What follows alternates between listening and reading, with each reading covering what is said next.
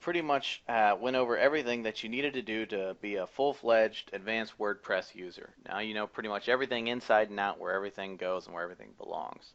But I figured I would let you know about a couple other things that not many people know that WordPress actually has built into it, and sometimes we'll either use a plugin to use or didn't really know that it was a really nifty shortcut and things like that. So I thought I would go over some of those with you. There's always a lot more than that, and there's sometimes even things that are undocumented inside of WordPress that are little hidden features that are available to you.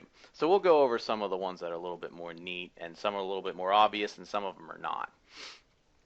First thing I'm going to go over is in the tools section. It's called it's some of these simple tools, and one of these is the gears.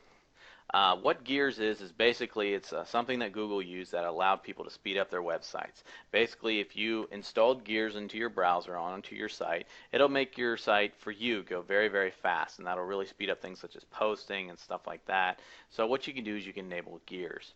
The next thing there's a really nifty tool to use. It's called Press This. It's a bookmarklet, and what it does is that if you have Press This enabled in your bookmark section, and you're on a site and you can highlight a piece of text, what it'll do is it'll automatically take you to your Add New Post section with the title of the page in there and the content on the page automatically in your post. So no need to copy and paste or download or anything like that. If you find something worth noting that you want to put on your blog, you simply highlight the text on the website that you're on, click the Press This bookmarklet, and it will automatically go to your blog for you. It makes posting news and things like that much, much faster and much easier to use. Okay, another thing that WordPress does that a lot of people actually don't know about and or use plugins to do is that it will automatically embed it'll attempt to embed anyway, all plain text URLs. So for example, if I wanted to post, let's say, a YouTube video into my site, I can click on Add New Post, and I wanted to put a video on here. Well, a lot of times people will use a plugin to put a YouTube video in there, and I have a fun little one here that I wanted to post on my site because I thought it'd be really neat. And so what I'll do is I'll just put the plain text in there, and I'll hit Published, and then if I view my post, it automatically embeds it for me. No need to put in embed code, no need to switch over editors, no need to do anything like that. I put the URL in, and it'll automatically do it for me. So that's a neat little feature that not a lot of people really know about and don't really utilize as a result. So that's something that you can really use that'll be really good for you. Another great feature is the gallery feature. A lot of people don't know this, but WordPress actually will make a gallery for you. A lot of people will use plugins to do this and other things like that, but it can make video and audio and video and photo galleries automatically for you. Over here under the media library, there's this little thing called attached to, and a lot of people say, well, I don't know really what that means, and I guess after I put it in my post, it becomes attached to that, so it's an attachment, and so that's pretty much where they leave it. But if you attach this, let's say, to a post that we have, let's search for one. Let's say sample video, and I wanted to select that, and that's going to attach this for me. Now if I actually go to the post, sample video, and I enter a short code, and a short code is basically a special code that allows WordPress to convert things automatically for you, and it's called gallery, and it's built into WordPress automatically. This will convert all of my pages, all of my pictures and images that I have put and attached to this post into a special gallery for me. And so I hit update,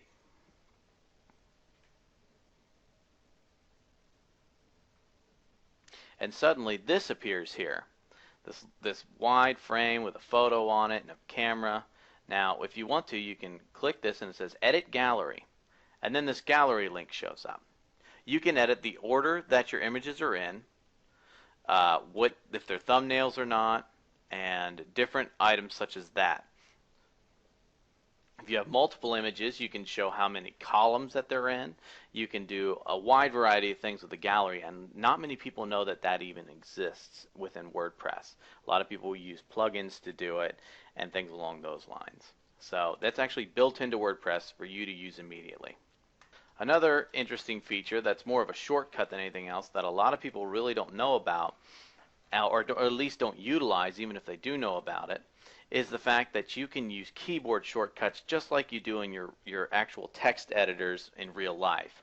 So let's say if I wanted to bold something, I can highlight it and hit Control plus B, and I can bold my text. If you wanted to find out what each things are, if you hover over it, you can hit the keyboard shortcut that's displayed right there. So if you wanted to add different things, you can use keyboard shortcuts instead of having to stop what you're doing and then go up and select the appropriate thing.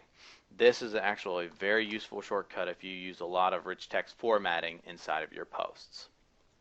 One last thing that I wanted to show that was kind of a neat little feature that not everybody knew about was that you didn't have to always go into your database sometimes if you wanted to pull certain things out of it.